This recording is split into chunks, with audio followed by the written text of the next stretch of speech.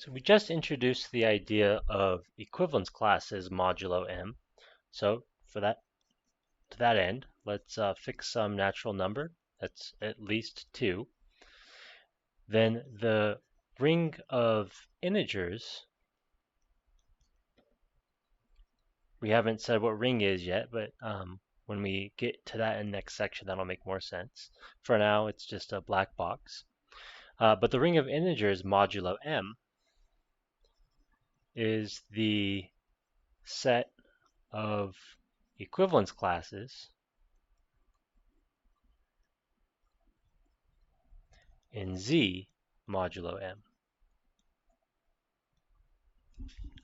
So, as a preliminary example, we saw in the last video that if we're looking at congruence modulo 2, so Z mod 2 we say, Z mod 2, then there's just 2 equivalence classes because you're either divisible by 2, in which case you're even, or you're not divisible by 2, in which case you're odd.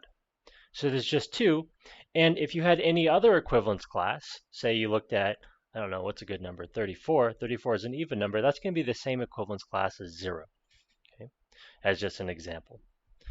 Let's work out some of the other ring of integers modulo M for some small m, just to get an idea of what the sets look like. So as another example, let's call this A maybe. B, let's go ahead and let's list all of the elements in Z mod 5. So again, we say Z mod 5. So Z mod 5 is, well, we're going to have congruence to 0 mod 5. We're going to have congruence to 1 mod 5. We're going to have congruence to 2 mod 5. We're going to have congruence to 3 mod 5. We're going to have congruence to 4 mod 5. But once we hit 5, 5 is in the same congruence class as 0 because 5 and 0 are both congruent mod 5. So I'm going to stop here with the understanding that at this point they start to wrap around.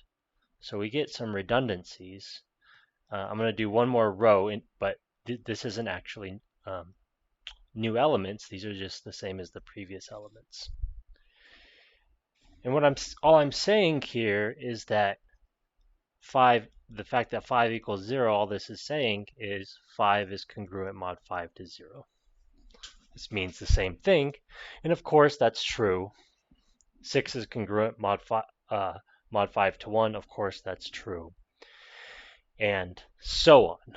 So Z mod 5 as a set just has 5 elements, and it's a collection of all non-negative integers up to and including 4. Let me take a moment here and observe something about these special elements 0 to 4. These are just the possible remainders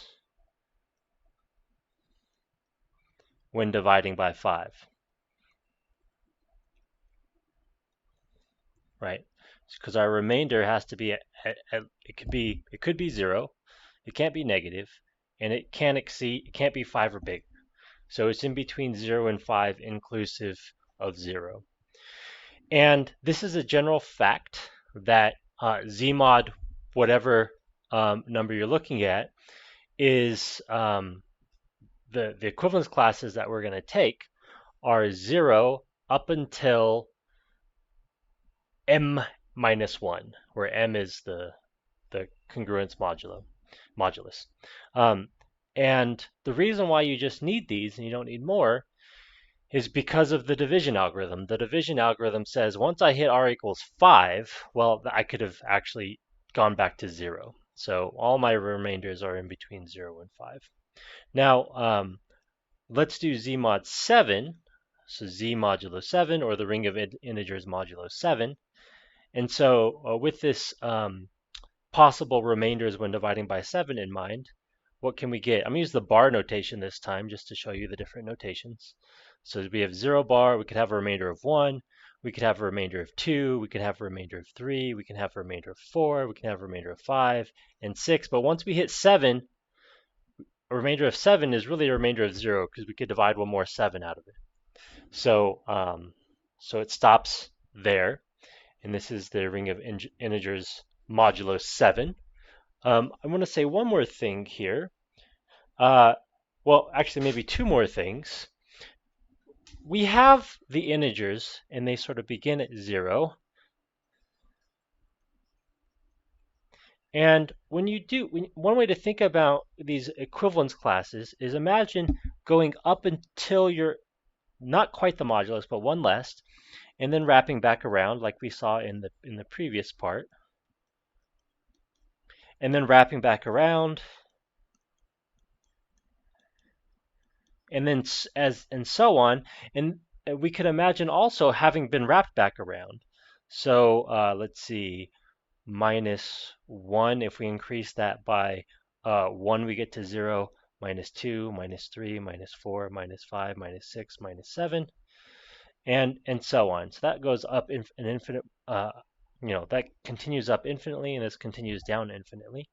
And if we think about this, what we've done is we've taken the integers, this is all of the integers here, and we've chopped the integers up into 7 equal pieces.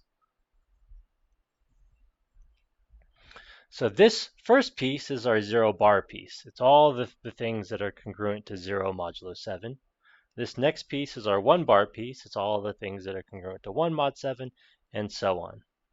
Or in terms of remainders, all of the integers that have a remainder of 0 mod 7, 1 mod 7, 2 mod 7, and so on. And so it's another way of thinking about congruence modulo m. What we're doing is we're sort of chopping up the integers into sort of into 7 slices, and the slices are sort of dispersed equally, like in this diagram.